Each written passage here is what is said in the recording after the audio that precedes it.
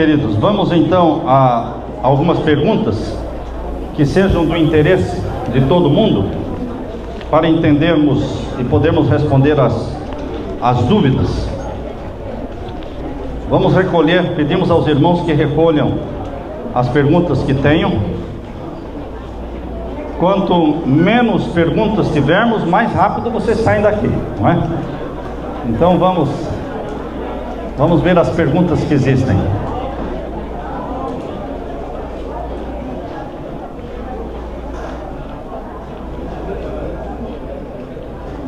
Aqui nós temos uma pergunta, irmãos, que é do livro Serviço Cristão, página 40 a 41.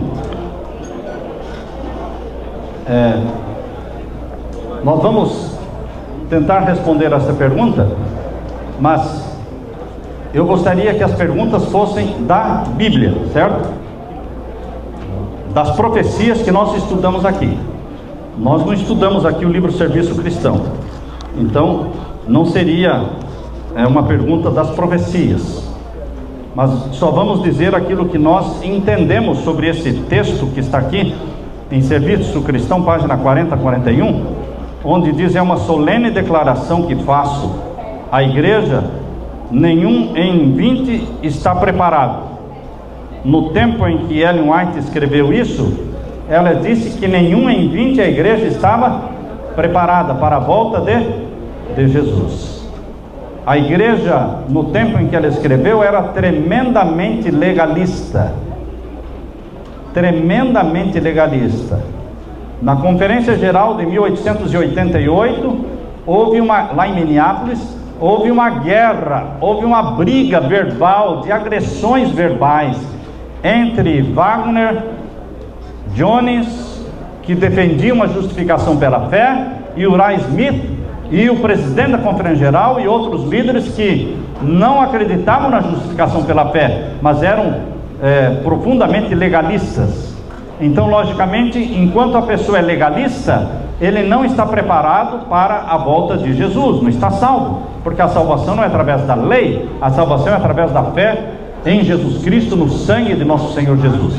Então, queridos, nós esperamos que pela graça de Deus a igreja hoje esteja em melhores condições do que naquele tempo, porque naquele tempo ela disse: nenhum em 20 está preparado. Esperamos que pela graça de Deus hoje nós tenhamos várias pessoas em 20 preparadas para a volta de Jesus, porque entendem a justificação pela fé e que a salvação é unicamente pela graça do nosso Senhor Jesus Cristo. Essa é a forma como nós entendemos. Esse aqui teve o cuidado de ir para casa e de datilografar. Olha aqui, ó, ele fez no computador. Ele pensou, ele deve ter voltado para casa depois do almoço, né? Para ter feito as perguntas. Vamos ver aqui. Em 2 Pedro 3,8, diz que um dia é como 1000 anos para Deus. 2 Pedro 3,8 diz que um dia é como 1000 anos. Apocalipse 9, verso 3 a 5, ao abrir a quinta trombeta, os gafanhotos foram autorizados a atormentar a terra por 5 meses. Se forem profecia, olha aí, seriam 416 anos. Ele, considerando meses, 30 vezes 5 dá 150 dias. Se fossem dias proféticos, seriam 150 anos. 150 anos vezes 1000, 150 mil dias. Nossa, o negócio aqui ficou dividido por 360, dão 416 anos. Então, queridos, por que a profecia da trombeta número 5, a quinta trombeta, 5 meses, por que a profecia não é tempo profético? Você já tem a resposta, você já sabe a resposta. 5 meses é a forma comum ou incomum de se falar? Comum. Então é tempo literal. Simples, né? Simples. Agora, só para completar esta resposta, existe um pensamento de Ellen White. Eu vou dar o texto para vocês podem anotar esse texto. Existe um pensamento escrito no Comentário Bíblico Adventista. No Comentário Bíblico Adventista, no volume 7, anotem aí, volume 7 do Comentário Bíblico Adventista, página 971. É sobre esse tema. Lá no Comentário Bíblico, número 7, página 971, Ellen White fala assim, que a maior profecia de tempo profético são os 2.300 anos. E que depois de 1844 não haveria mais profecia de tempo.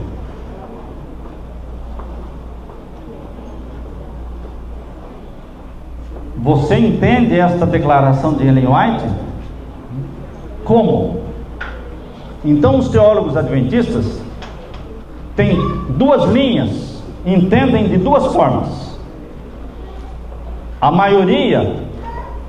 grande maioria de teólogos adventistas entende esta declaração de Ellen White, lá do Comentário Bíblico Adventista, volume 7, página 971, de que depois de 1844 não haveria mais profecia de tempo.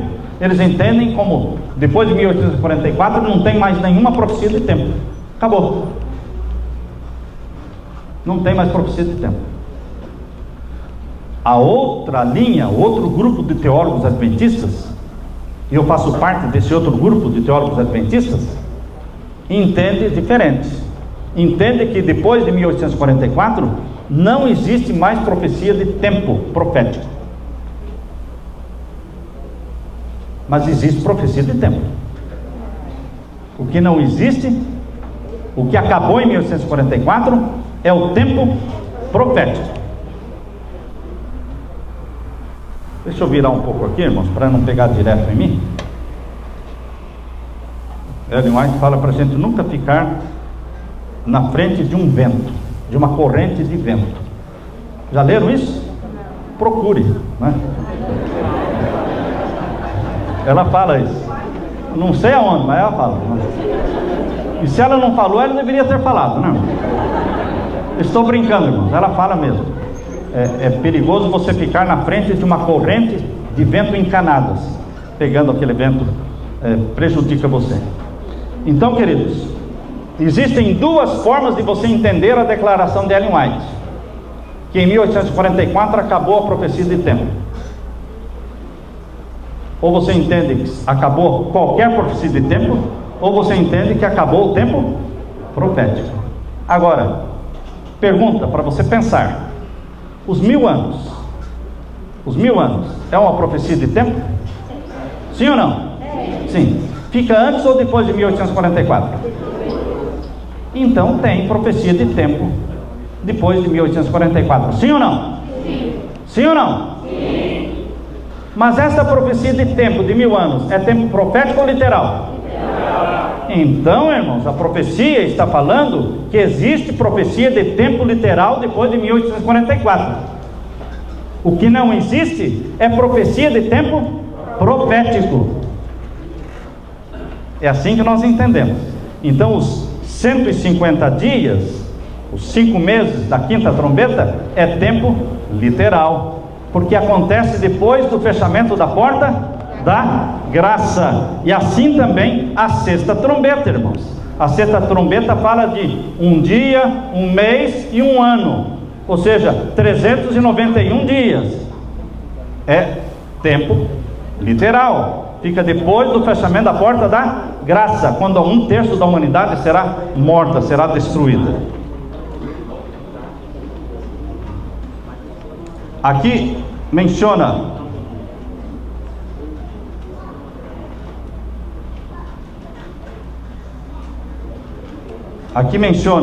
considerando que o início de Laodiceia foi em 1844, mais 416 anos, que é o tempo da quinta trombeta, não é? Eu não entendi direito aqui o que ele mencionou, mas eles mencionam aqui 1844 mais 416 são 2260. Então fica subentendido que estas coisas só irão ocorrer daqui a longuíssimos anos?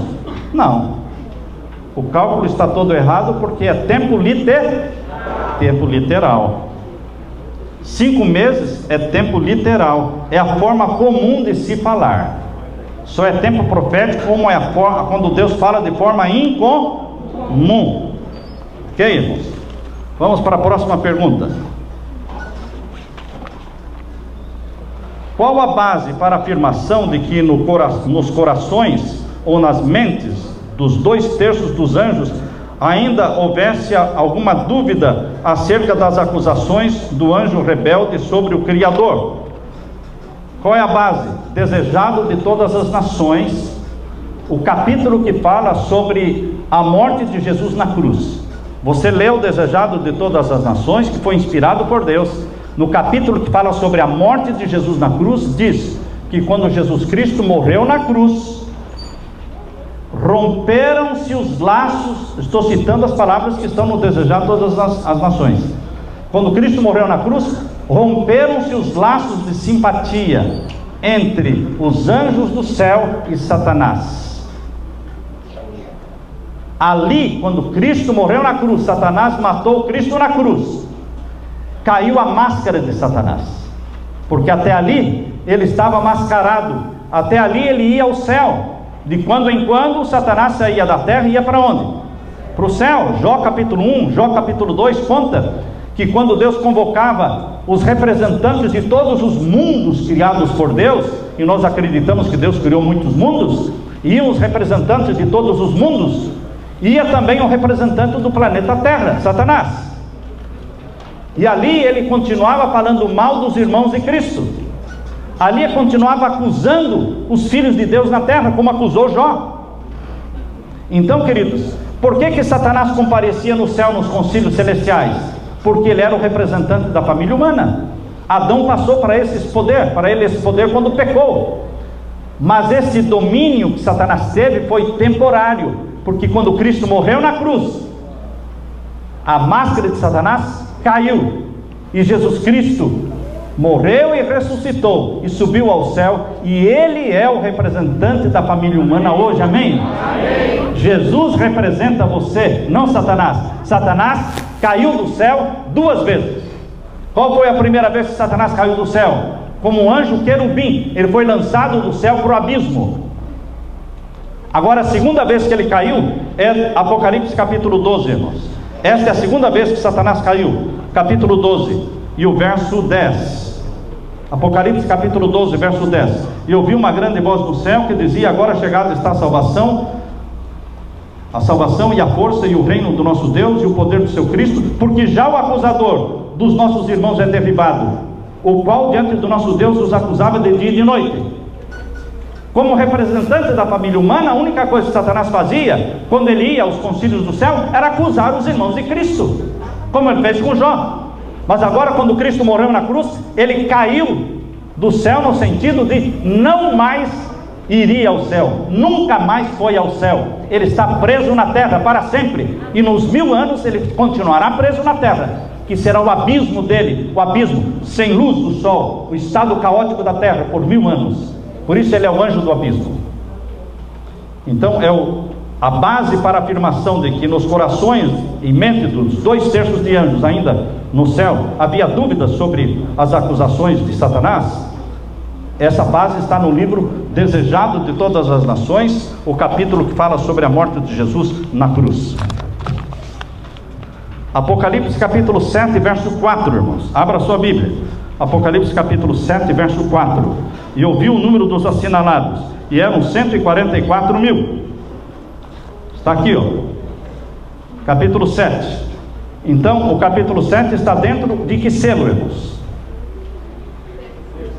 Hein? 6º selo. Capítulo 7 pertence ao 6º selo. O 6º selo é o selo do selamento dos vivos. Selo do selamento dos vivos. O selo do Deus vivo, quando sair o decreto dominical, o sinal da besta vai ser colocado na mente ou na mão de todos os que guardarem o primeiro dia da semana, irmãos.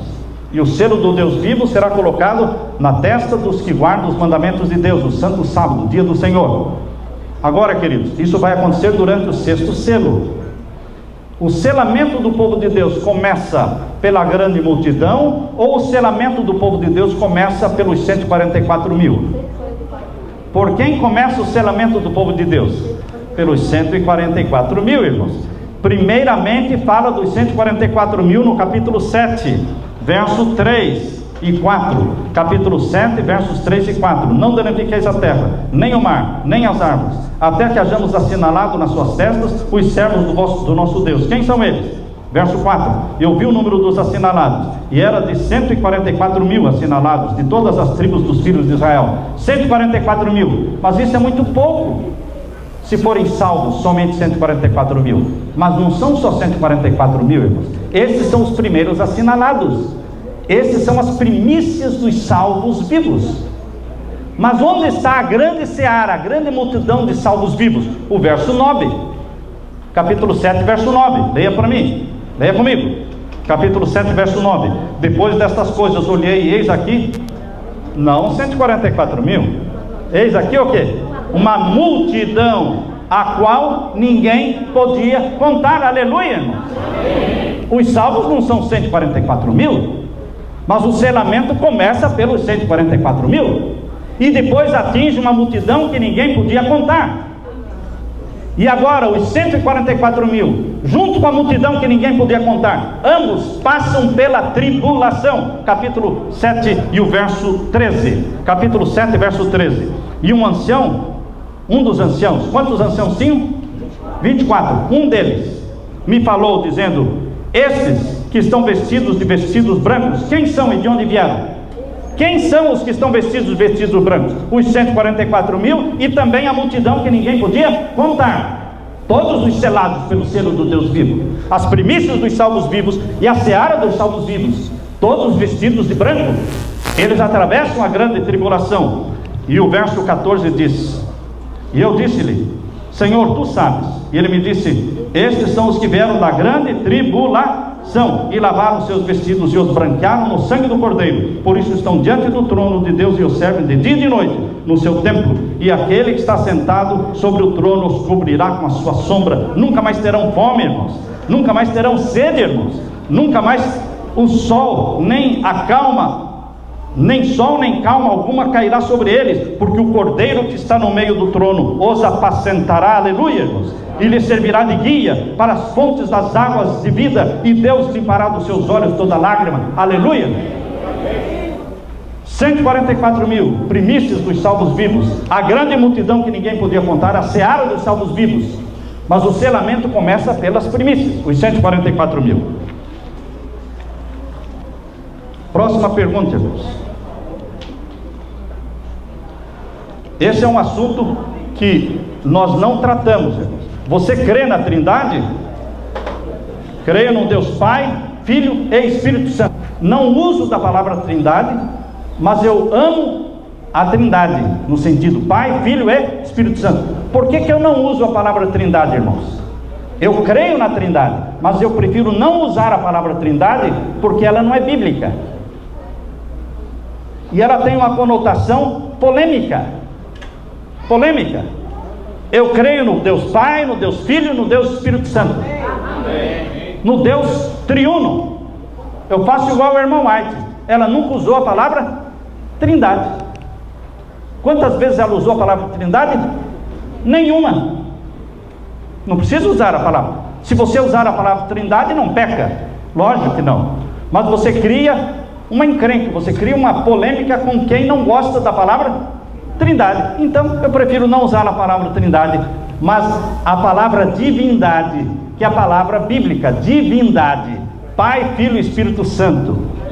Nunca houve um tempo em que o Pai existisse e o Filho não existisse. Pai, Filho e Espírito Santo pertencem ao trio celestial.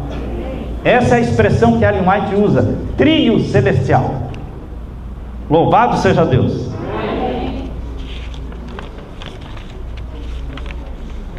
A sexta trombeta, Apocalipse 9:15, é tempo literal ou profético? Vocês sabem responder.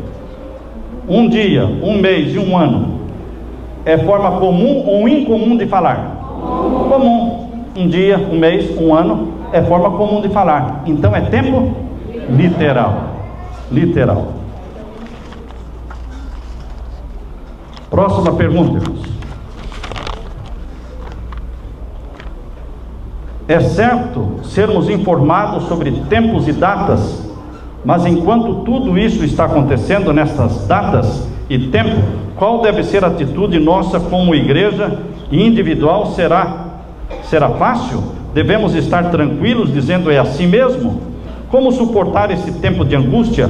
Como estar preparado? Como é que nós podemos estar preparados no tempo da angústia, irmãos? Não vivendo na prática de pecados conhecidos. Uma só preocupação deve ser a preocupação do povo de Deus: não viver na prática de pecados conhecidos. Se você vive na prática de pecados conhecidos, você está sob o poder de Satanás. Satanás só tem poder sobre aqueles que vivem na prática de pecados conhecidos, porque o pai do pecado é ele. E quando você peca, ele tem poder sobre você. Ele entra na sua vida, entra na sua casa, entra no seu quarto e ele bagunça a sua vida. Mas se você confessa os seus pecados conhecidos, rompe com os pecados conhecidos, você se liberta do poder de Satanás, porque em Jesus Cristo você está perdoado, purificado pelo sangue de Cristo. Amém. E Satanás não tem poder sobre você. Amém.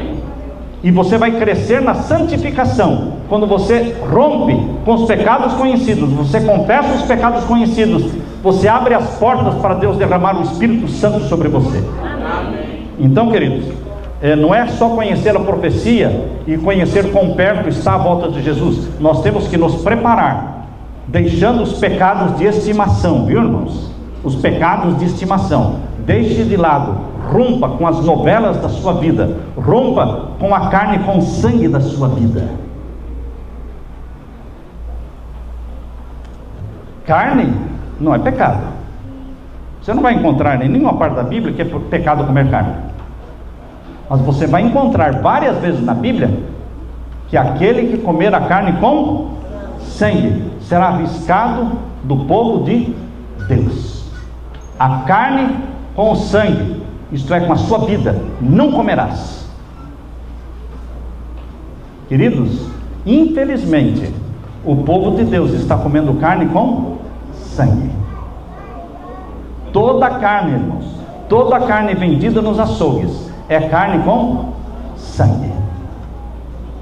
Você não vai encontrar nos açougues carne sem sangue. Para você encontrar carne sem sangue, você tem que procurar em mercados especializados em carne kosher. Carne kosher é uma carne feita, ou seja, preparada para judeus, que não tem nem sangue e nem gordura. Por isso é chamado carne kosher. Mas isso é difícil achar. Você não encontra em qualquer lugar. Então, a maioria esmagadora do povo de Deus que está comendo carne com sangue e carne com gordura. E o sangue e a gordura levam você ao pecado, porque é pecado comer carne com sangue e gordura. Deus proíbe comer a carne com sangue e com a gordura. Agora, o povo de Deus no passado, irmãos, no Antigo Testamento, todo o povo de Deus comia carne.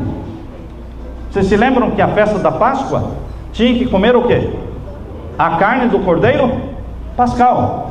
Todo o povo de Deus tinha que comemorar a Páscoa comendo a carne do cordeiro pascal.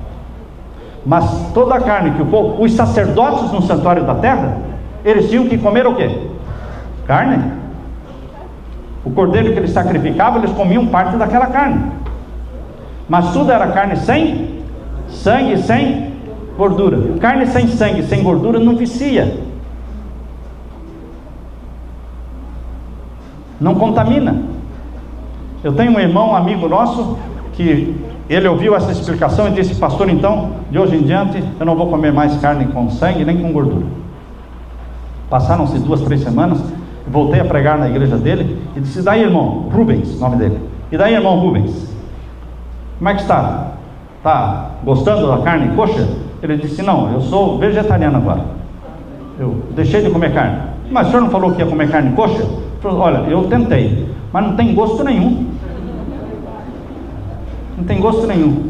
Irmãos, quando você tira o sangue e a gordura da carne, não tem gosto nenhum. Entende? Então ele disse: eu resolvi ser vegetariano mesmo. Então, queridos, eu faço um apelo para você. um apelo para você não fazer voto. Não faça voto assim, de hoje em diante eu prometo nunca mais colocar uma grama de carne na minha boca. Não faça voto. Diga: Senhor Jesus. Faça essa oração: Senhor Jesus, o Senhor não criou os animais para nós comermos. O regime carne foi um regime de emergência após o dilúvio. Após o dilúvio foi um regime de emergência. E o Senhor sempre tentou tirar a carne do teu povo. A prova é: no deserto por 40 anos Deus tentou tirar, dar o maná, e o povo queria carne, mas Deus não queria que o povo comesse carne. Então você diz: Senhor Jesus, eu quero parar de comer carne. O Senhor, eu te autorizo a tirar de mim esse apetite e este gosto que eu tenho pela carne, e que o Senhor desenvolva em mim o apetite e o gosto pelas verduras, pelas frutas, pelas nozes, pelo arroz integral, pelos alimentos integrais, enfim. Queridos, o Espírito Santo vai mudando o nosso gosto, vai mudando o nosso apetite, e você repete isso todo dia: Senhor, lembra-se, eu te autorizei a mudar o meu apetite, a tirar o gosto que eu tenho por isso, por aquilo. Arranca de mim isso, porque eu quero ser santo, como tu és santo. E você vai crescer na reforma da saúde, sem criticar os outros. Aquele que diz que é reformador da saúde, mas critica os outros que estão comendo carne, não está fazendo o papel de Deus, irmãos. Porque Deus não critica, Deus ajuda a pessoa. É difícil deixar de comer carne, tão difícil como deixar de fumar, irmãos. Você pensa que é mais difícil deixar de beber do que deixar de comer carne? Não, é tão difícil quanto. É vício. Então você precisa da graça do meu Senhor Jesus Cristo para perder o gosto pela carne.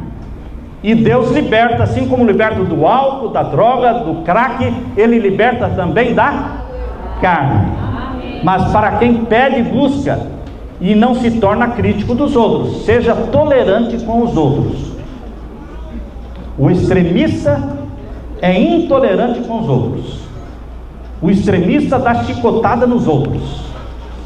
Agora, os santos do Altíssimo, eles são duros consigo mesmos, mas eles são tolerantes com os outros. Seja tolerante com os outros que ainda não estão fazendo o que você já está fazendo. Seja tolerante, irmãos. Não critique. Seja misericordioso. Ore por eles, mas não seja duro com eles. Mas pode ser duro com você mesmo. Com você mesmo você pode ser duro. Jesus era duro consigo mesmo, não com os discípulos. Os discípulos ele deixava que eles fossem para casa, dormir em casa. Ele ia para o monte orar. Não exigia que os discípulos ficassem a noite toda com ele. Só no Getsêmani, aquela vez quando ele estava para morrer, irmãos, é que ele pediu que eles velassem com ele a noite toda. Mas nas outras vezes ele permitia que os discípulos fossem para casa, dormir com as famílias. Ele ia para o monte orar. Ele era duro consigo, mas ele era tolerante com os discípulos. Seja amável e tolerante com os outros. Seja um reformador amável, bondoso, sorridente. Não chato. Não chato. Porque quando o reformador é chato, aí a reforma de saúde fica feia. Fica feia. E a reforma da saúde não é feia. A reforma da saúde é linda. É o plano de Deus para os seus filhos. E tem que ser uma coisa gostosa, amável, cortês. Que Deus abençoe a você, meu querido irmão. Próxima pergunta. Quando a última trombeta for tocada e a lei de Deus for mostrada no céu, haverá ainda chance de salvação dos ímpios? Não, porque a porta da graça já fechou. Quando é que a porta da graça fechou, irmãos? Quando foi lançado o incensário sobre a terra, e aí foi tocada a primeira trombeta e queimou-se a terça parte das árvores da terra. Quando essa primeira trombeta for tocada e queimar-se a terça parte das árvores da terra, é um incêndio que ninguém pode botar defeito, irmãos. Vai ser um incêndio, um fumaceiro, porque a terça parte das árvores verdes da terra serão queimados. Então, irmãos, ali a porta da graça já se fechou. Portanto, quando a lei de Deus aparecer na sétima trombeta, no céu, não é? A porta da graça já se fechou desde a primeira trombeta, tá certo? Está claro isso? Vamos para a próxima pergunta. As 7 pragas serão universais? Não, irmãos. No livro Grande Conflito, Deus explica as 7 pragas, que não serão universais, elas serão localizadas. Se as 7 pragas fossem universais, o mundo todo morreria na primeira praga. Não teria ninguém mais para a segunda nem para a terceira. Por isso elas são localizadas. Próxima pergunta: quando começará o julgamento dos vivos? Eu não vou responder, vocês vão responder. Quando vai começar o julgamento dos vivos? Quando sair o quê? O sinal da besta, o decreto dominical. Começa o selamento do povo de Deus, que é sinônimo de julgamento. Selado com o selo do Deus vivo, está selado para a vida eterna. Selado pelo sinal da besta, está selado para a morte eterna. Então o julgamento dos vivos começa através do selamento do povo de Deus, que vai ocorrer quando sair o decreto dominical. Próxima pergunta, irmãos. Do primeiro selo até o 6º selo, são acontecimentos, são feitos por Satanás os acontecimentos? Não, do 6º selo não, irmãos. Dos selos não, os selos não são efetuados por Satanás os acontecimentos. As 7 trombetas, elas são destruições causadas por Satanás. 1/3 da erva da terra, 1/3 da água do mar, 1/3 da água doce, 1/3 do sol, da lua, das estrelas, matar 1/3 da população mundial. Estes são causados por Satanás. Mas dos selos, não. O selo não é algo que acontece na terra. Os selos acontecem aonde, irmãos? Onde acontecem os selos? No Santíssimo do Santuário Celestial. Está claro isso? Então não são acontecimentos que ocorrem na terra. É algo que está acontecendo no tribunal de Deus, lá no Santuário Celestial. Os 7 selos.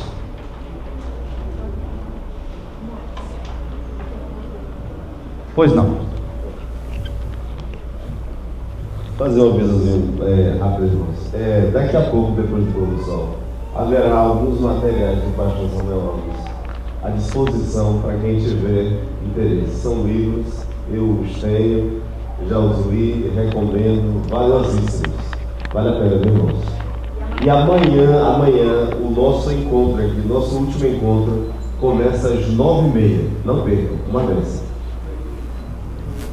Os livros do Apocalipse são 3 volumes. Os livros de Daniel são 2 volumes. O 7º milênio é 1 volume. O 7º milênio, sobre a volta de Jesus. Tem Vícios Secretos, que é um livro sobre vícios secretos, pornografia, masturbação. Esse é um livro que foi escrito porque é uma peste, é uma epidemia hoje, os vícios secretos.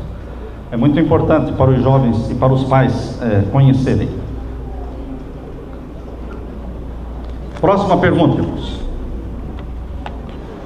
São 3 perguntas aqui.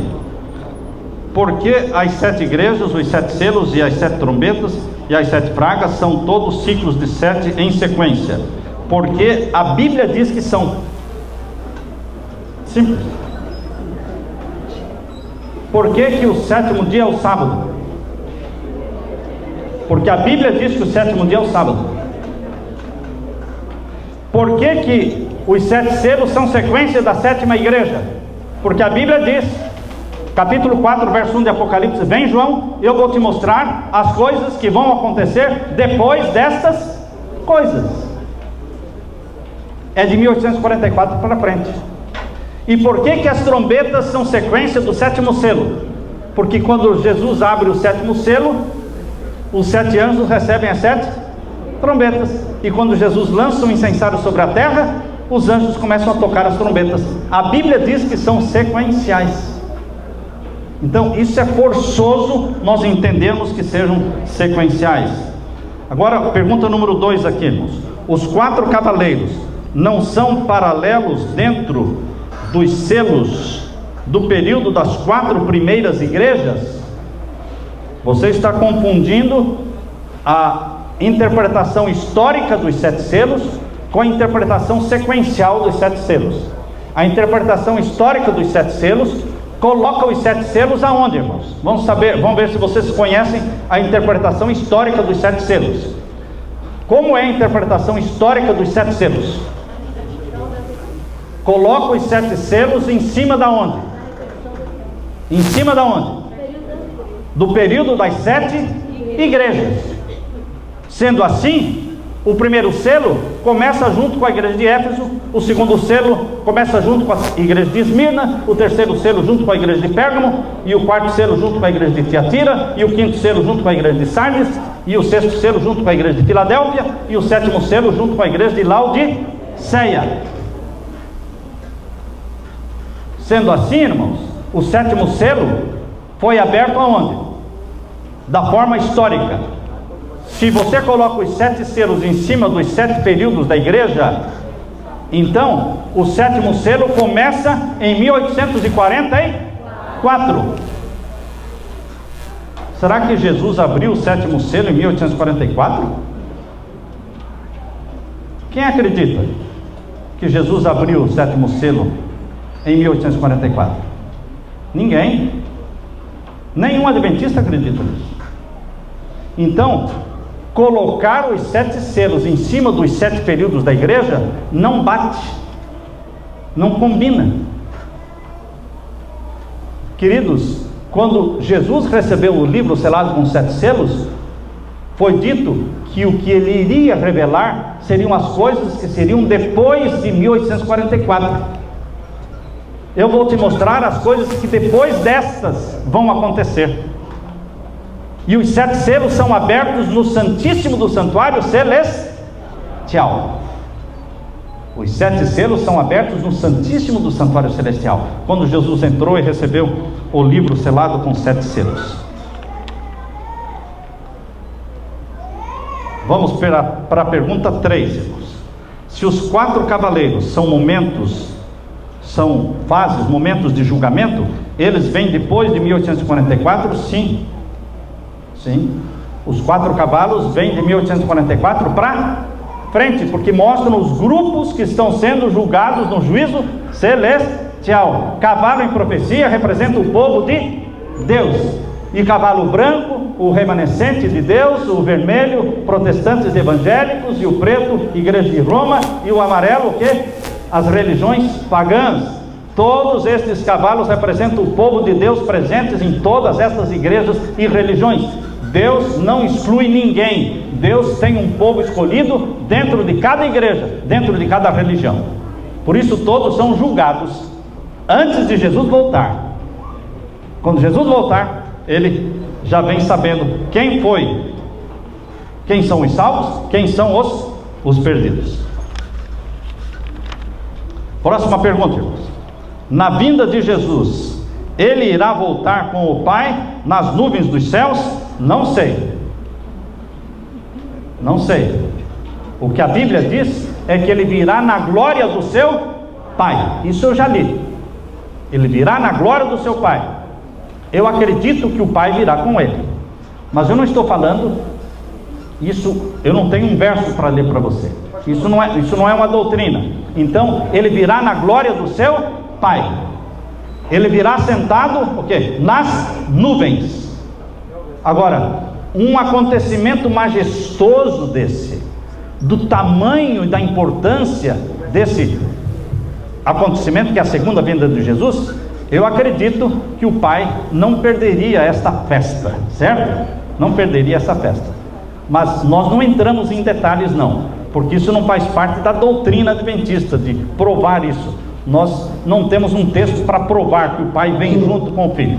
Pois não. Eu vi aqui em João, eu perdi um verso no momento aqui agora, que quando Anás e Caifás está julgando Jesus, isso mesmo, ele chega e fala assim: você é Cristo? Aí ele fala assim, você está dizendo. Qual é o texto? É João 18. João 18. Aqui agora, eu peguei que eu realmente está dúvida, entendeu? Porque eu vi aqui agora o verso falando que Jesus vai voltar. Aí ele fala assim: Qual é o texto? Qual é o texto? Mateus 26. Hein? Mateus 26. Versos 63 e 64. Mateus 26. Capítulo 26. Versos 63 e 64. 63, 64. Jesus, porém, guardava silêncio, insistindo o sumo sacerdote, e disse-lhe: conjuro-te, pelo Deus vivo, que nos diga se tu és o Cristo, Filho de Deus. E disse-lhe Jesus: tu o disseste. Digo-vos, porém, que vereis em breve o Filho do Homem assentado à direita do poder, vindo sobre as nuvens do céu. Isso é tudo que a Bíblia fala. Se você quiser tirar a palavra poder e colocar a palavra Pai, então ele virá com o Pai. Mas você não pode tirar a palavra poder e colocar a palavra Pai, porque você não pode tirar nenhuma palavra da Bíblia e nem acrescentar nenhuma palavra na Bíblia. Então, meus irmãos, nós não podemos afirmar categoricamente aquilo que a Bíblia não afirma, mas eu acredito que o Pai virá com o Filho. Mas eu não tenho um verso da Bíblia para te provar isso, somente isso, tá certo? Ô pastor, uma observação a fazer acerca disso. No livro Grande Conflito, né, eu acho que faz uma descrição detalhadíssima acerca da segunda vinda de Cristo. Certo. E eu observei, estudando esses versos, que ela não faz nenhuma referência à vinda do Pai com o Filho. Certo. E eu cheguei à compreensão de que quando se diz a direita do Pai, é uma referência ao favor, ao poder de Deus que o acompanhará, do Pai que o acompanhará. Certo. Não necessariamente a presença do Pai. Sim. Quer dizer, é um assunto, como o senhor já Certo. disse, né, que a gente não sabe exatamente como é que será, mas... São detalhes que a gente não sabe com certeza, mas que respeitamos quem pensa que ele vem e quem não vem, que não vem. Então, irmãos, é o maior assunto, é o maior evento de toda da humanidade, né? Pois não.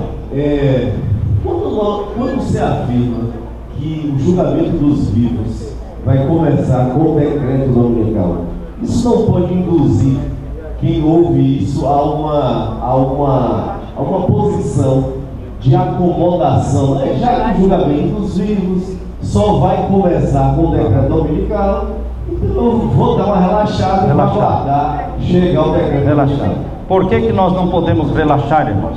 Porque a mesma Bíblia que mostra que o selamento, a mesma Bíblia que mostra que o selamento começa quando o sinal da besta for imposto, e o selo do Deus vivo vai começar a ser imposto também, essa mesma Bíblia diz que nós só temos o dia que se chama hoje, o único dia que te pertence, e ainda não são as 24 horas do dia que te pertencem, só te pertence o dia de hoje, mas só os segundos de agora, porque eu não sei se daqui 5 minutos eu estarei vivo ou morto. Então, não adianta você ficar cogitando com essa ideia, não, só quando sair o decreto dominical vai começar o julgamento dos vivos, então eu tenho tempo. Você tem quanto tempo?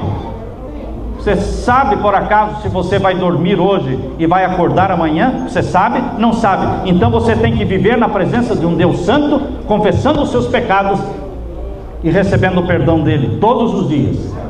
Você tem que viver como se Jesus estivesse vindo hoje. Entende? Você viva como se Jesus viesse hoje. Não deixe para amanhã aquilo que você pode fazer hoje. Então, não se acomodem com a ideia de que o juízo dos vivos vai começar quando o decreto dominical sair. Então você tem tempo. Eu não tenho tempo, nem você, porque a nossa vida é um fio de cabelo, é frágil. Nós podemos morrer hoje e temos que estar selados com Jesus Cristo hoje, irmãos. Pois não. Vocês perceberam que nós paramos com as perguntas? Então, irmãos, nós vamos parar agora com as perguntas verbais e nós vamos agora partir para as perguntas escritas. A irmã é a última pergunta, não é? Porque... Ah, sim. Pois não. Eu concordo contigo da colocação, porque... Pois não. Eu estou dentro daqui que crê que Jesus virá poderoso. Além daquele verso, mas não discurso, porque primeiro lugar. Eu pego aqui Apocalipse capítulo 1, primeiro 1:4, que diz assim: João às 7 igrejas, que se encontra Ásia, graças para vós outros, da parte daquele que é, que era e que há de vir. Verso 4. E o verso 8 diz: eu sou o Alfa e o Ômega, diz o Senhor Deus, aquele que é, que há de vir, o Todo-Poderoso. E nos contextos da Torá e da Bíblia, o Todo-Poderoso se referindo ao Pai, né? E depois, no contexto adiante, cita Jesus Cristo separadamente. Como é que a senhora falou que o Todo-Poderoso é o Pai? Aqui diz assim: eu sou o Alfa e o Ômega, diz o Senhor Deus, aquele que é, e que há de vir, o Todo-Poderoso. Capítulo 1, verso 8. Sim, mas quem é o Todo-Poderoso? Eu quero ser Deus Pai. Aqui está falando que é Deus Pai? Não, eu quero ser Deus Pai. Né? Não, vamos ver quem é o Todo-Poderoso, irmãos. Leia de novo o verso 8. Eu sou o Alfa e Ômega. Quem é o Alfa e Ômega? Jesus. O princípio e o fim. Quem é o princípio e o fim? Jesus. Está falando de Jesus. Porque o verso 7 está falando de Jesus. O verso 8 está falando de Jesus, que é, que era e que há de vir. Jesus Cristo é Deus antes dele vir à terra. Ele é Deus vindo à terra, porque Jesus vivendo na terra, ele não deixou de ser Deus. Ele não usou os poderes divinos, mas ele não deixou de ser Deus. Ele é o Deus homem, é o Deus conosco, e que há de vir, o Todo-Poderoso, porque ele é o Criador dos céus e da terra. Deus o Pai criou os céus e terras através do Filho. Ele é o Criador. Ele foi quem deu início a tudo que existe no céu, na terra, visível e invisível.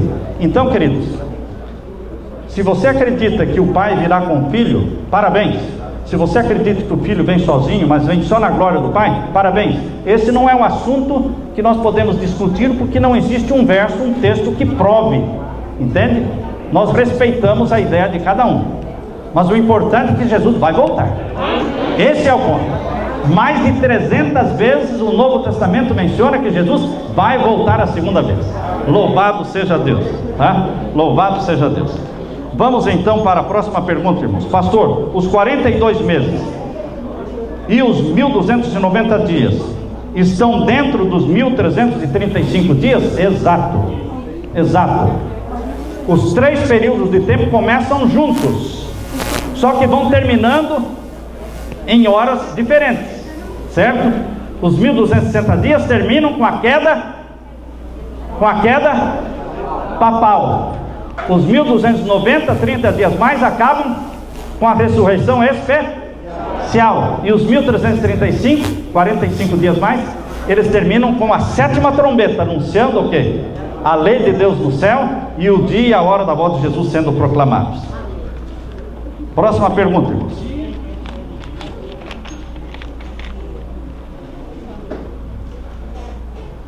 Por que no momento da desolação a Bíblia diz, isso aqui não está completa pergunta, mas eu estou entendendo que a pessoa está perguntando por que no momento da desolação, daquela perseguição mencionada em Mateus capítulo 24, fala que orar para que a fuga não seja no sábado. É isso, não é? Porque sábado não é dia de fugir. Sábado é dia de estar louvando a Deus. É fácil querer prender o povo de Deus. Vem no sábado, pega todo mundo. Pega todo mundo. Seria uma covardia do diabo, né? Uma covardia do diabo. Porque é fácil.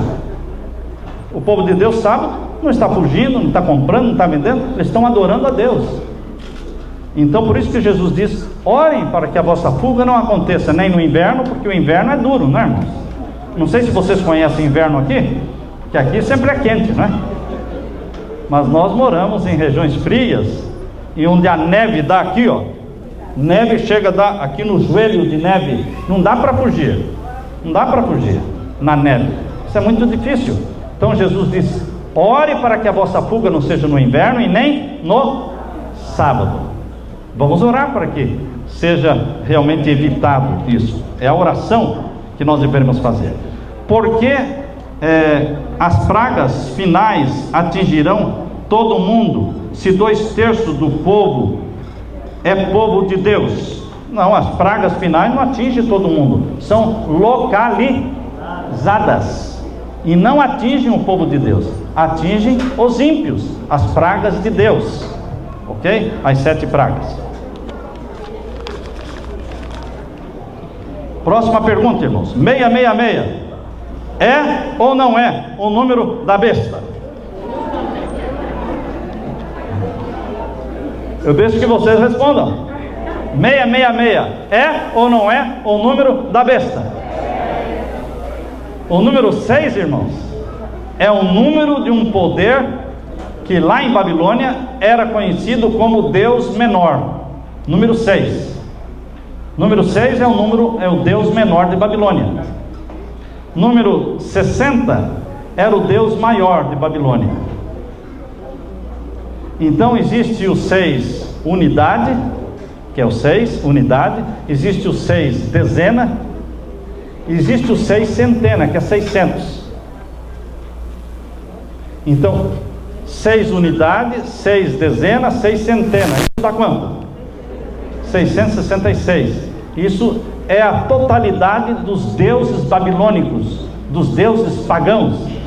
Então 666 é a totalidade da idolatria humana, que adora o Deus Sol lá de Babilônia, que ainda é adorado hoje, irmãos. No mundo ainda se adora o Deus Sol. O 666 é o número da besta que subiu do mar. Da besta que subiu, é o número do papado. E para aqueles que não acreditam, nós temos um grupo que não acredita que Vicarius Filii Dei seja o título papal.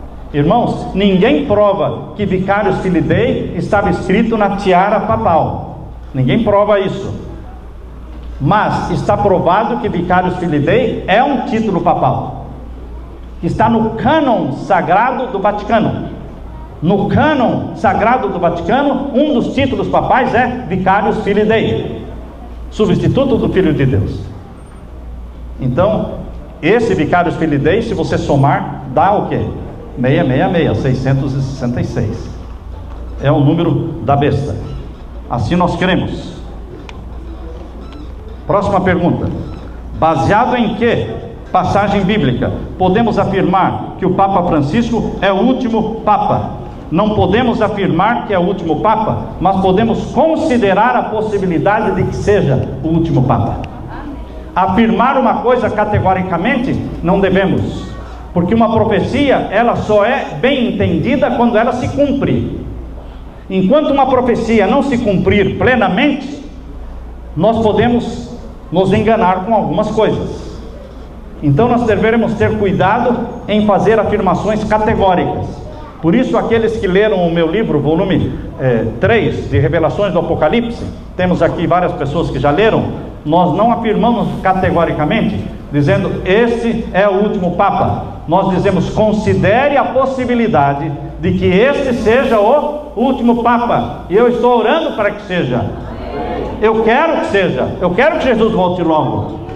E se não for, Deus vai nos ajudar a entender melhor a profecia. Enquanto Bento XVI, irmãos, estava reinando como Papa, na 7ª cabeça, de 1929 para cá, Bento XVI, é a 7ª cabeça. Ninguém entendia, nem eu e ninguém entendia, que ele poderia renunciar, porque nunca nós ouvimos falar de renúncia papal. E de repente ele renuncia. Ele renuncia, não morreu, renunciou, continuou sendo Papa emérito, aparece de quando em quando os dois lá juntos, e nós ficamos pensando, coisas incomuns estão acontecendo, coisas incomuns. Temos 2 papas. Agora, quando abriram a porta lá do jubileu, lá no Vaticano, os 2 estavam lá, juntos. Queridos, quando na história do papado tivemos 2 papas lá no Vaticano? Nunca. Agora é uma coisa para se pensar, porque a 7ª cabeça não morreu, ele renunciou e abriu espaço para o 8º poder entrar na 7ª cabeça. Se ele tivesse morrido, não existiria mais 7ª cabeça, mas ele não morreu, ele renunciou. Então o 8º poder, Papa Francisco entrou como membro da 7ª cabeça. Só Deus sabia disso, ninguém mais sabia. E Deus está nos ajudando a entender a profecia à medida que ela vai ser cumprindo. Ficamos de olhos abertos e atentos, vigiando, orando, para entender a profecia que está se cumprindo diante dos nossos olhos. Não adianta negar, não é, porque como não é? Como é que Papa Francisco não pertence à 7ª cabeça? Como? O Papa Bento XVI renuncia, o outro entra. 7ª cabeça continua viva, mas ela é dupla. Quem pode negar? Os jornais da terra, a televisão, todo mundo está falando, 2 papas, os 2 papas, os 2 papas. E nós vamos negar? Não, irmãos, é assim mesmo. Esse último trecho da viagem, ela é uma viagem complexa. Então o Vaticano decidiu ter ali 2 papas. Um é crânio, o outro é carisma. Um é cabeça, o outro é sorriso. Porque o Bento XVI não tinha nenhum carisma. A Igreja Católica estava perdendo membros com Bento XVI. A Igreja Católica estava perdendo membros e dinheiro, muita fraude, muita falcatrua, muita coisa acontecendo. E o Bento XVI não reagia. Então eles forçaram a renúncia do Bento XVI, porque a Igreja Católica estava perdendo. E agora veio um Papa do sul, da Sul América, sorridente, vibrante, carismático, tão simpático que até os adventistas estão gostando dele. Tão simpático. É um homem maravilhoso. Mas, meus queridos, ele é o 8º poder que pertence à 7ª cabeça. Como negar? Não tem como negar, irmãos. Vamos continuar orando para que seja o último. Eu falei aqui na sexta-feira, quando falei sobre as 7 igrejas, eu falei que existe uma profecia, não da Bíblia, mas do Vaticano, do bispo Malaquias. Não pense assim, irmão, não é da Bíblia, eu não quero nem saber. Analise, irmãos. Você não acredita que na Igreja Católica existem filhos de Deus também? Sim ou não? Sim. Você não acredita que existem padres sinceros na Igreja Católica? Sim. Você não acredita que o bispo Malaquias pode ter sido um bispo filho de Deus e sincero a Deus? Pode ter sido, irmão. Quem sabe? Ele viveu em 1139 e ele disse que teve uma visão e escreveu a visão. Agora você vai jogar fora a visão dele? Não, você analisa a visão. E na visão dele, que não é da Bíblia, mas é uma visão dele, do Vaticano, eu não estou dizendo que é certo e nem que é errado, eu estou dizendo que existe esta visão. Ele disse que existiriam 112 papas, e ele deu nome aos 112 papas, desde os dias dele até o fim de Roma. Sabe por que a Igreja Católica não faz propaganda da profecia do bispo Malaquias? Porque o bispo Malaquias fala contra a Igreja de Roma. Por isso ela não faz propaganda. Porque o Vaticano acredita que Roma é eterna, que não vai acabar nunca. Mas o bispo Malaquias diz que Roma vai acabar. Roma vai cair e o papado vai acabar. E o último Papa, ele diz, será o 112. E esse aí é o 112, Papa Francisco. E lá no que ele escreveu diz, o Papa 112 recebe o título de Pedro de Roma. Pedro de Roma. Lembre-se que existe na Bíblia um Pedro que não é de Roma. Quem é o Pedro da Bíblia? É o Pedro de Jerusalém. Esse é o da Bíblia. Mas ele diz que o último Papa seria o Pedro de Roma, para não ser confundido com Pedro de Jerusalém, que é o discípulo de Jesus. E esse Pedro de Roma, ele seria o Papa do juízo final. Está lá escrito. Não é uma coisa para ser considerada, irmãos, porque estamos vivendo no tempo do juízo final. Quando é que começou o juízo final, irmãos? Quando começou o juízo final? 1844. Não está no fim do juízo final, irmãos? Há quanto tempo estamos no juízo final? Não está no finzinho do juízo final? Não é agora que Jesus tem que voltar? Nós não sabemos o dia e a hora? Então é bom a gente considerar, irmãos, mas nunca fazer afirmações categóricas. Mas considere a possibilidade de que esse seja o último Papa e viva uma vida correspondente. Porque quem diz tarde virá o meu Senhor, vive relaxadamente. E quem diz cedo virá o meu Senhor, ele perde os encantos com esta terra e sonha com o céu, foca o céu e prepara a família para o céu. Amém? Amém. Podemos terminar aqui, temos só mais 2 perguntas, tá? Mais 3. Apocalipse 13:5, irmãos, fala de 42 meses, referindo-se aos 1260 anos do poder papal na Idade Média. Não ficou claro como esses 42 meses se referem aos 42 meses do poder papal no final dos tempos. Irmãos, mais claro do que Apocalipse 13, vamos ler. Vamos ler.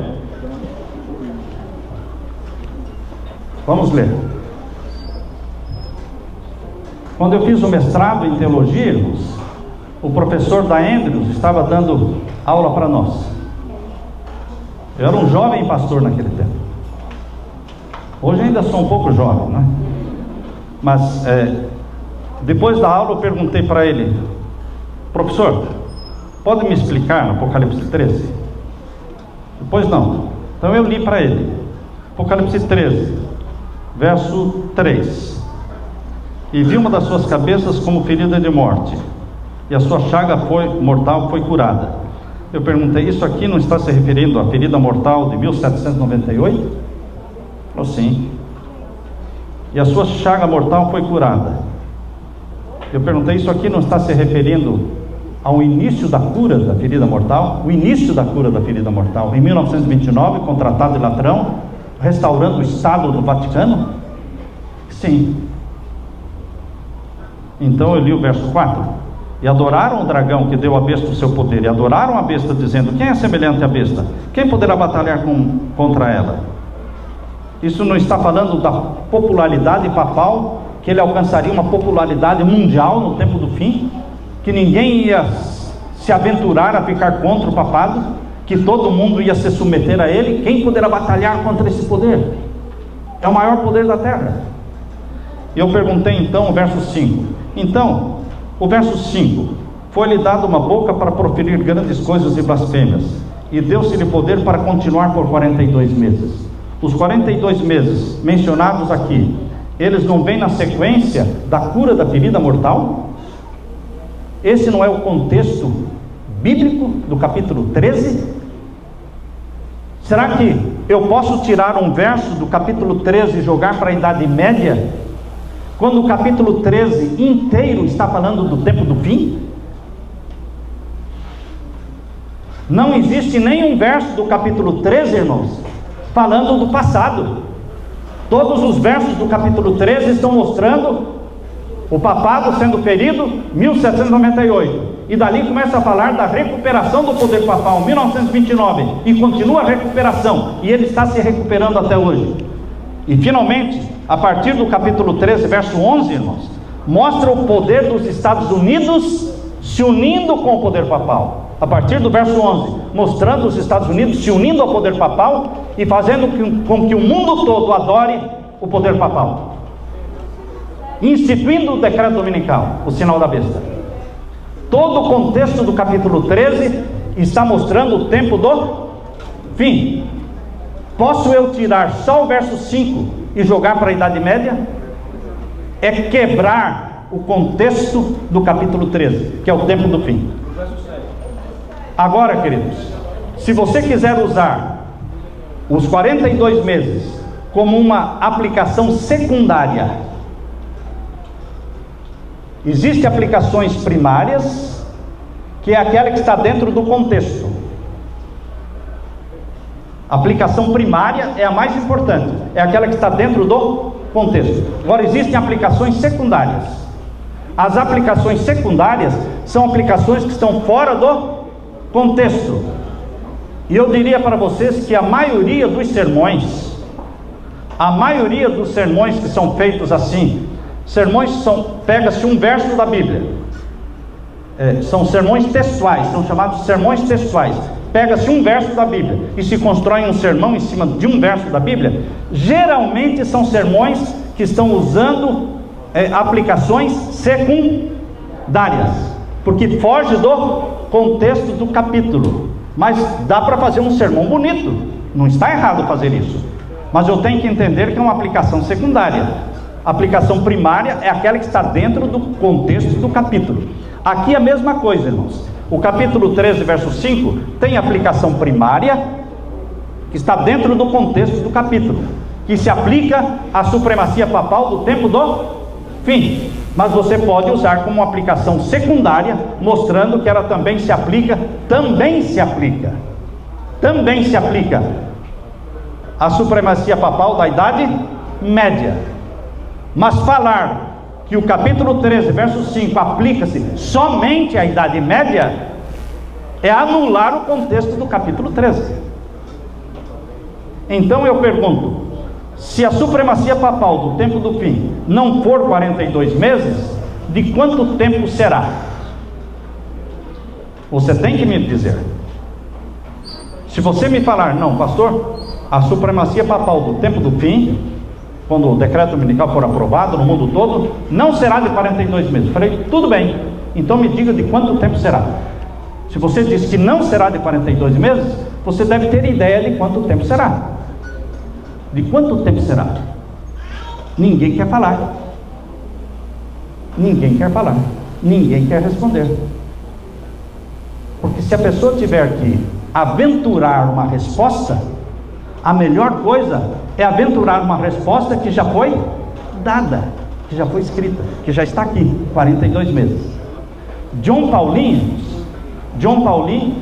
é a maior autoridade de Apocalipse nos Estados Unidos. Foi professor do Apocalipse na Andrews e hoje ele é diretor da Escola de Religião de Loma Linda. John Pauline, no seu livro, ele diz que o papado terá, no tempo do fim, um reinado de 3 anos e meio, 42 meses. Por que o papado vai ter um reinado de 3 anos e meio? Porque ele é o anticristo. E por que o anticristo terá um reinado de 3 anos e meio? Porque o anticristo anda nas pisadas do Cristo. O anticristo anda nas pisadas do Cristo. Por que o anticristo perdoa pecados? Se Cristo não perdoasse pecado, o anticristo perdoaria pecados? Não. Existe nota falsa se não existir nota verdadeira? Não. Então, o que o anticristo faz de falso é porque existe o quê? O verdadeiro. Então o anticristo perdoa pecados porque Cristo perdoava pecados. O anticristo tem uma lei chamada 10 mandamentos porque Cristo tem uma lei chamada 10 mandamentos. O anticristo tem um dia de autoridade, que é o sinal da besta, o domingo, porque Cristo tem um sinal da sua autoridade, que é o 7º dia da semana. O anticristo vai reinar na terra 3 anos e meio, na supremacia papal, porque Cristo reinou na terra 3 anos e meio. De quanto tempo foi o ministério de Jesus? 3 anos e meio. Nem um dia mais, nem um dia menos. Porque Cristo teve um reinado, um ministério de 3 anos e meio na terra, o anticristo também quer ter um reinado de quanto tempo? 3 anos e meio. O reinado de Jesus foram de 3 anos e meio proféticos ou 3 anos e meio literais? Então o reinado do anticristo será também de 3 anos e meio literais, 42 meses. Isso é Bíblia, irmãos. Isso não é invenção da nossa cabeça. Pois não, Eribaldo. Pastor, rapidinho, porque alguns irmãos aqui, eu ouvi alguns irmãos aqui do lado direito, eu acho que ainda não compreendendo essa questão, querendo que o senhor explique os versos 6 e 7, porque eles estão achando que os versos 6 e 7 seriam, eu acho, né, pelo que eles disseram, seria uma evidência de que os 42 meses são uma referência exclusiva à Idade Média. Seria bom se eu... Olha, irmãos, versos 6 e 7. Abriu a sua boca em blasfêmias contra Deus, para blasfemar do seu nome. O que é blasfêmia, irmãos? É se proclamar Deus. Perdoar pecados é blasfêmia, porque é usar prerrogativa que é de Deus. Receber adoração é blasfêmia, porque receber adoração é uma prerrogativa de Deus. Então, quando o Papa é carregado, é homenageado, ele é chamado a santo, como é que chamam? A sua santidade. Isso é o que? Blasfêmia, porque não existe sua santidade, existe a santidade divina, Pai, Filho e Espírito Santo. Na terra não existe sua santidade. Então isso é blasfêmia. Isso aconteceu na Idade Média, isso acontece agora no tempo do fim também. E o que mais? Verso 6: blasfemar do seu nome, do seu tabernáculo. Como é que o papado vai blasfemar do tabernáculo celeste, do santuário celestial agora no tempo do fim? Anulando a lei de Deus. Quando ele anula a lei de Deus com o decreto dominical, ele anulou Deus da terra, porque a lei de Deus é uma representação, é um reflexo do caráter de Deus. Anulou a lei, anulou Deus, e a lei de Deus está no santíssimo do santuário celestial. Por isso ele afeta o tabernáculo celestial. Isso vai acontecer no passado? Já aconteceu, mas vai acontecer no futuro com o decreto dominical. Ele o que fará? Blasfemar do seu nome e do seu tabernáculo e dos que habitam no céu. Ele faz uma blasfêmia contra o Pai, Filho e Espírito Santo. E agora o verso 7: foi permitido ao poder papal, verso 7, fazer o que? Guerra aos santos. Quando é que vai ser angústia como nunca houve, irmãos? A da Idade Média ou a angústia que vai acontecer agora depois do decreto dominical? Quando é angústia como nunca houve? Quando será a maior guerra contra os santos do Altíssimo? Agora. Aquela guerra do passado é pequena em comparação com essa. Por isso você não precisa só da chuva temporã agora, você precisa da chuva serôdia, porque a guerra agora é maior também. Por isso agora vai ter guerra contra os santos de Deus. E o verso diz: Deus se lhe faz permitido fazer guerra aos santos e vencê-los. Está dizendo que vai ter mártir. Por isso, aparentemente, o papado vai estar vencendo todas. Quem se levantar contra o papado morre. A partir do decreto dominical, ele tem poder absoluto. Ditadura. Nova ordem mundial. Não existe liberdade na nova ordem mundial, irmãos. Nem liberdade de religião, nem de imprensa, nem da mídia. Não existe liberdade na nova ordem mundial, os 42 meses. Por isso aqui diz que aqueles que se levantam contra, deu-se-lhe poder para vencê-los, porque milhares de mártires vão morrer ainda nas mãos dos jesuítas, nas mãos da perseguição papal, que vai acontecer ainda a partir do decreto dominical, irmãos. Então como é que você pode dizer que isso só se aplica para a Idade Média, se a grande angústia não foi a Idade Média? Ela está marcada para o tempo do fim. O número dos mártires ainda não se completou, vai se completar no tempo do fim. Por isso diz: deu-se-lhe poder para fazer guerra aos santos e vencê-los. Aparentemente o mártir que morre foi vencido, mas não, irmãos. Nós sabemos que um mártir que morre não foi vencido, porque o sangue dele, morreu um, converteu 100. Morre um, converte 1000. É uma aparente vitória do papado, mas o vitorioso é Jesus. E aqui continua: deu-se-lhe poder sobre toda a tribo, língua e nação, e adoraram-na todos os que habitam sobre a terra. Quando é que vai acontecer todas as nações da terra adorando o poder papal? A partir do decreto dominical, a nova ordem mundial. Então, queridos, tudo isso se aplica ao tempo do fim. Agora, queridos, não somos contra quem aplica os 42 meses para a Idade Média. Também pode se aplicar para a Idade Média, mas só para a Idade Média não, porque é sair do contexto do capítulo 13. Vamos terminar então, irmãos, com a pergunta que temos aqui. Pastor, Cristo... Eu sei que o senhor está cansado, então, mas Tiago tem uma observação a fazer. Pois não. Pastor, a gente sabe que a estrutura do livro de Apocalipse, ela não está totalmente em ordem cronológica. Como nós podemos ver até no capítulo 12, onde nós vemos a igreja primitiva, a criação da igreja primitiva, que foi antes de 1844. O capítulo 13 vem na sequência. E esses capítulos estão anteriores, pode se aplicar a ser anteriores ao período do capítulo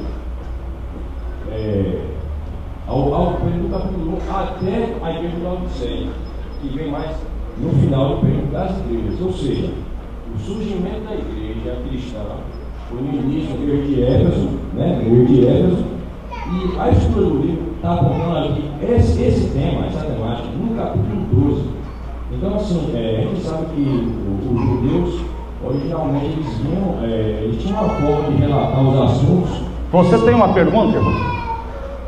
Faz a pergunta diretamente para a gente poder responder. Eu estou tentando contextualizar para poder chegar nesse ponto aqui, porque as afirmações, pastor, ainda me parecem um pouco vagas para afirmar que essa relação, como o senhor mesmo disse, do livro de Apocalipse e Daniel, que são um livro, como o senhor falou, não se aplica ao mesmo período. Isso, mas as aplicações do senhor ainda me deixaram vago. Eu posso, de forma racional, entender como o senhor falou, mas o senhor colocou que aplicar isso à Idade Média seria uma coisa secundária. Isso muda um pouco a importância do texto para o real sentido dela. E para mim não ficou ainda exatamente claro o contexto fiel aqui, para que nós não tenhamos dentro da própria igreja duas linhas de raciocínio, sendo que Deus nos orienta a sermos unânimes na doutrina e na mensagem. Irmãos, a igreja nunca foi unânime. Nem quando surgiu em 1844, todos os que leram a meditação matinal deste ano, quantos estão lendo a meditação matinal este ano? O que existia entre Tiago White, José Peitos, Uriah Smith? O que existia? Guerra? Divergência de pensamento? Mas um respeitava o outro. A igreja nunca foi unânime quando nasceu. A igreja nunca foi unânime hoje. Por quê? Porque ninguém manda no pensamento do outro. O Espírito Santo atua na sua mente quando você está lendo a Bíblia. E você pode entender um verso da Bíblia diferente da forma como o outro entende. E a gente respeita um ao outro. Eu respeito aqueles que aplicam os 42 meses para a Idade Média. Mas o que eu digo é que aplicar só para a Idade Média, por quê? Só para a Idade Média. Quem disse que é só para a Idade Média? Entende? Então nós respeitamos quem aplica, mas nós não podemos falar categoricamente, não, esses 42 meses são só para a Idade Média. Por quê? Porque quando Deus fala de tempo profético, Ele não usa a forma comum de se falar. Ponto final. Quando Deus usa a forma comum de se falar, é tempo o quê? Hein? Literal. Então, 42 meses é a forma comum de se falar. Quando Deus quer falar do tempo profético, Ele não fala 42 meses, Ele fala um tempo, tempos, metade de um tempo. Entende, irmãos? Então, existem, e essa é a explicação que a lição da escola sabatina, lá do Clifford Goldstein, ele coloca essa forma de você entender quando é literal, quando é profético. Mas nós respeitamos as pessoas que querem aplicar isso só para a Idade Média. Então, quem aplicar o verso 5, irmãos, 42 meses só para a Idade Média, por favor, irmãos, por favor, me diga então de quanto tempo será a supremacia papal agora no tempo do fim. Deus não falou. Deus não falou? Quem é a Jezabel do tempo do fim? Quem é a Jezabel do tempo do fim? Hein? Roma Papal. Roma Papal é mencionado no Apocalipse como sendo Jezabel. Onde é que está isso? Na igreja de Tiatira. Na igreja de Tiatira diz: eu tenho contra ti que toleras Jezabel. Quem é a Jezabel que a igreja de Tiatira tolerou? Roma Papal. Então a Bíblia chama Roma Papal de Jezabel. Jezabel tem a Jezabel literal e tem a Jezabel espiritual. A Jezabel literal governou sobre o povo de Deus quanto tempo? Quanto tempo? Governou muitos anos. Sei que foi muitos anos, mas a Bíblia não fala dos muitos anos de Jezabel. A Bíblia fala de 3 anos e meio de Jezabel. Ela pode ter governado sobre o povo de Deus 20 anos, mas a Bíblia não fala dos 20 anos. A Bíblia fala especificamente a condenação de Jezabel governando o povo de Deus por 3 anos e meio. E Deus retirou a chuva por 3 anos e meio, porque Jezabel estava dominando o povo de Deus. Jezabel vai dominar de novo o povo de Deus no tempo do fim, anulando a lei de Deus. E Deus mostra o seu desagrado. Deus mostra o seu desagrado no tempo do fim, quando Jezabel estiver governando o povo de Deus de novo, retirando a chuva. Retirando a chuva. Se já está faltando água, irmãos, se preparem, porque vai faltar muita água, porque haverá uma seca de 3 anos e meio. Será que os 3 anos e meio de seca podem ser proféticos? Tem condições dos 3 anos e meio de seca serem proféticos? Não. Os 3 anos e meio de seca tem que ser o quê? Literal. Por isso a Bíblia diz que será literal. Abra sua Bíblia em Apocalipse 11, irmãos. Abra sua Bíblia em Apocalipse 11. Apocalipse 11 fala aqui, finalzinho do verso 2. Finalzinho do verso 2. Deixe o átrio que está fora do templo e não o meças, porque foi dado para as nações. O pátio do santuário celestial foi dado para quem? Para as nações. Onde estão as nações? Onde estão as nações? Na terra. Então o pátio do santuário celestial está na terra. Foi dado para as nações pisarem. Não o meças, porque foi dado para as nações. E pisarão a cidade santa. Por quanto tempo? 42 meses. Por quanto tempo a cidade santa vai ser pisada? 42 meses. Qual é a cidade santa? Jerusalém. Houve um tempo em que o papado dominou Jerusalém por 1260 anos? Sim ou não? Não. Quando o papado estava dominando o mundo por 1260 anos, quem dominava Jerusalém?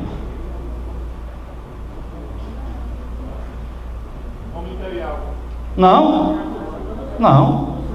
Quando o papado estava dominando o mundo por 1260 anos, que foi de 538 a 1798, quem estava dominando Jerusalém nesses 1260 anos? Lógico que existia. Irmãos, quem estava dominando?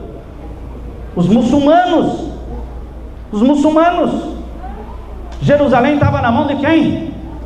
De Alá. Religião muçulmana, não na mão do papado. Mas a Bíblia diz que o papado vai dominar Jerusalém e vai pisar Jerusalém. Por quanto tempo? 42 meses. 42 meses. Vai armar as tendas do seu palácio aonde? Lá em Jerusalém. Daniel 11:45. Armará as tendas do seu palácio aonde? Entre o Monte Santo e o mar Mediterrâneo.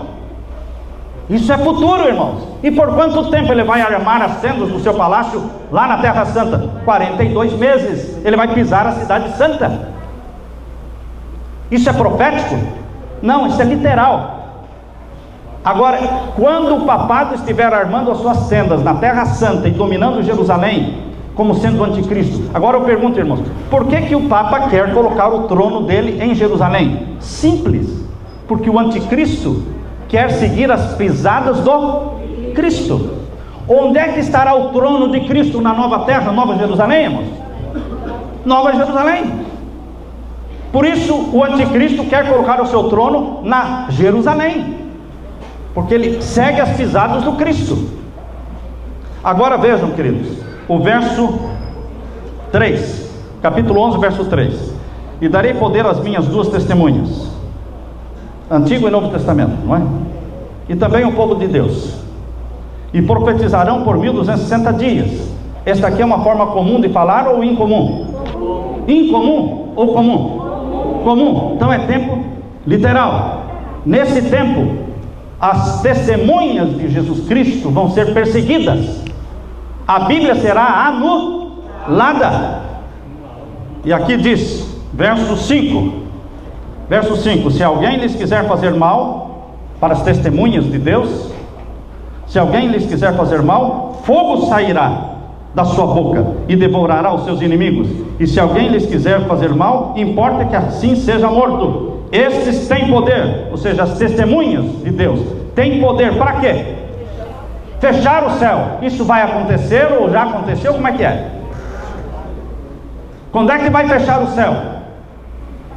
Por 42 meses proféticos? Será que vai haver uma seca de 1260 anos? Ou vai haver uma seca de 3 anos e meio?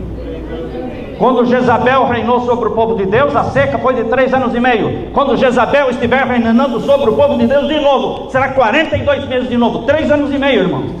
A história se repete. Leia o passado para aprender o futuro, porque a história se repete. Isso é profecia, irmãos. E você só pode dizer que não é verdade quando não se cumprir. Quando não se cumprir, você pode encher a boca e falar, foi profecia falsa. Mas enquanto não se cumprir, nós temos que aguardar com oração. Com oração, porque é profecia. Aqui diz o verso 5, verso 6: estes têm poder para fechar o céu, para que não chova. Isso vai acontecer, irmãos. Pela palavra de Elias, os céus se fecharam por 3 anos e meio. Pela palavra dos santos do Altíssimo, os céus vão se fechar por 3 anos e meio. Mas os santos do Altíssimo terão água. Mas o mundo estará perecendo por falta de água. A história vai se repetir, irmãos. E aqui diz, nos dias da sua profecia, para que não chova, nos dias da sua profecia. E de quanto tempo são os dias da sua profecia? Me responda, irmão. Por quanto tempo, de quanto tempo serão os dias da sua profecia? Você não pode inventar, irmão. Você tem que aceitar o que está no verso 2 e no verso 3. 42 meses. Esses são os dias da sua profecia. Está aí claro dentro dos nossos olhos. Vai fechar os céus para que não chova nos dias da sua profecia, que são 1260 dias. Que Deus nos ajude, irmãos. Que Deus nos ajude, para que a gente se prepare para este grande dia, para que naquele dia, você e eu sejamos daqueles que vão receber o pão e a água. Não é pizza não, irmãos, e nem é Coca-Cola, é pão e água, que Deus vai nos dar. Mas o pão e a água naquele tempo será um banquete espiritual para você, porque o mundo vai estar perecendo de fome e de sede, mas não o povo de Deus. Seu pão e sua água serão certos. Bendito seja o Deus da terra, o Deus do céu, do universo. Ora vem, Senhor Jesus. Amém? Amém. Foi muito bom, irmãos, conversarmos juntos. Amanhã tem mais. 9h30, né? 9h30. Amanhã nós vamos terminar meio-dia, porque nós vamos ter que comer dentro do carro, indo já para Ilhéus, porque o nosso avião é às 3 horas da tarde. Então, se você deseja livros, tem os livros hoje aí para serem expostos, e amanhã também. Vamos terminar com uma oração? Vamos ficar em pé e vamos orar ao nosso Deus. Pai Santo que estás nos céus, Deus do céu, da terra, de todas as galáxias, Jesus Cristo, querido Salvador nosso, estamos aqui na Tua presença louvando o Teu nome, nos inflamando com as Tuas profecias, Pai, porque as Tuas profecias nos fazem arder de esperança, de vontade de que Jesus volte logo. Amém. Abençoa o Teu povo que aqui se reuniu, Pai. Abençoa o Teu povo que aqui ficou todas estas horas não para assistir televisão ou para assistir um filme, mas para estudar as profecias, Pai. Isso é obra do Espírito Santo. Recompensa o esforço de cada um, honra a fé de cada um, Pai, derramando o Espírito Santo sobre todos nós. Habita em nós, querido Espírito Santo. Faze-nos templos teus, templos vivos, para a glória do teu nome. Abençoa-nos a todos ao voltarmos para casa. Dá-nos uma noite feliz, trazendo-nos amanhã de novo, Pai, em nome de Jesus Cristo. Amém. Amém. Que a paz de Jesus fique com todos.